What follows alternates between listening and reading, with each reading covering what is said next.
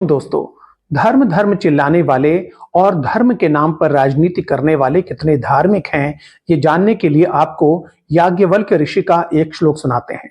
इसमें उन्होंने धर्म के 9 लक्षण बताए हैं। पहला सुनते ही आप मुस्कुराने लगेंगे। अहिंसा। अहिंसा सत्यमस्तेयम शौचमिंद्रिय निग्रह दानम दमो दया शांति सर्वेषाम धर्म साधनम। अहिंसा, सत्य, अस्तेय माने चोरी न करना, स्वच्छता, इंद्रिय निग्रह यानी इंद्रियों को वश में रखना, दान देना, संयम रखना, दया करना और शांति, धर्म के ये 9 लक्षण हैं। अब आप बताइए, इन 9 लक्षणों में से क्या एक भी कोई लक्षण है जिसकी कसौटी पे ये लोग खरे उतरते हों? तो आइए एक एक करके देख लेते हैं। धर्म का पहला लक्षण है अहिंसा। 48 में बापू की हत्या, 92 में अयोध्या, 2002 में गुजरात, 14 के बाद की मॉब लिंचिंग, बड़े बड़े कीर्तिमान हैं इनके नाम।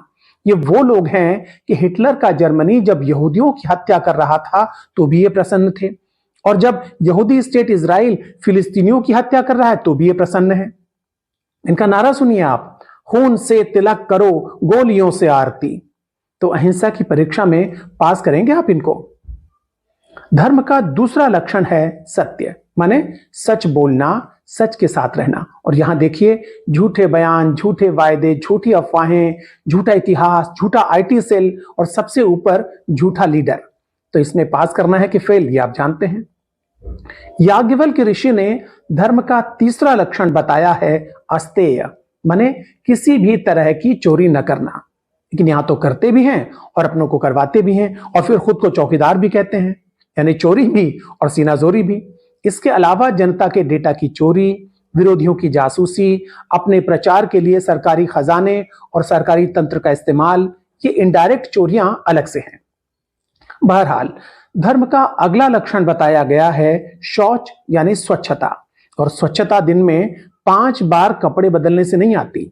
मन की, विचारों की, वाणी की, भाषा की, हर तरह की स्वच्छता। अभी इसी वीडियो के नीचे देखिएगा कितनी गंदी भाषा में ट्रोल करेंगे ये लोग, और वहीं इनका नंबर 0 हो जाएगा। खैर, अगला लक्षण है इंद्रियों को वश में रखना।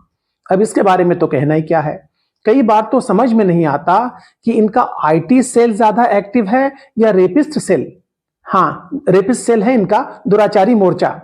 खैर, इसके बाद आता है दान। दान माने देना।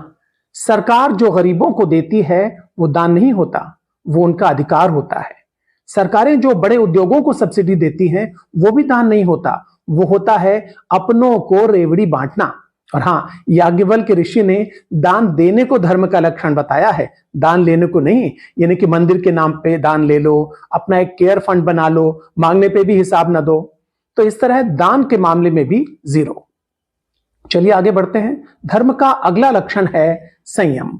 इनमें एक है वाणी का संयम, दिन भर बकर बकर करना, विरोधियों को कांग्रेस की विधवा, दीदी, ओ दीदी, ये सब बोलना, ये भी वाणी के संयम का उल्लंघन है।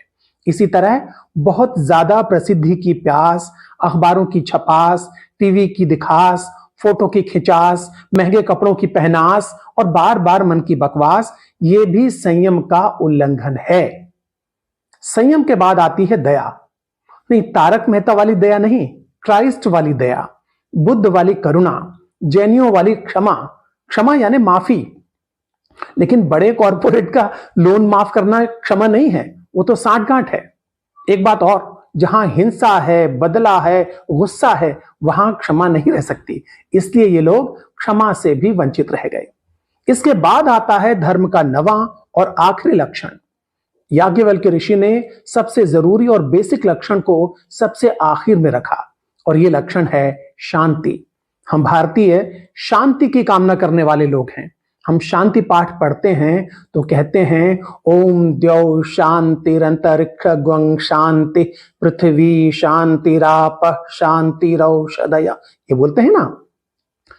वायु में, अंतरिक्ष में, पृथ्वी पर, जल में, सब जगह शांति हो। औषधियों में, वनस्पतियों में, पूरे विश्व में, सारे ब्रह्मांड में शांति हो। और ये कहते हैं हर जगह लड़ाई हो। कहते नहीं है, चाहते भी हैं, और चाहते नहीं हैं, करवाते भी हैं। तो धर्म की इस अंतिम और सबसे महत्वपूर्ण परीक्षा में भी ये अभागे फेल हो गए। इसलिए आइए इन अभागों के लिए, इन बेचारों के लिए प्रार्थना करें कि इन्हें सद्बुद्धि मिले और ये धर्म के 9 लक्षणों का पालन करना शुरू करें। शांति शांति।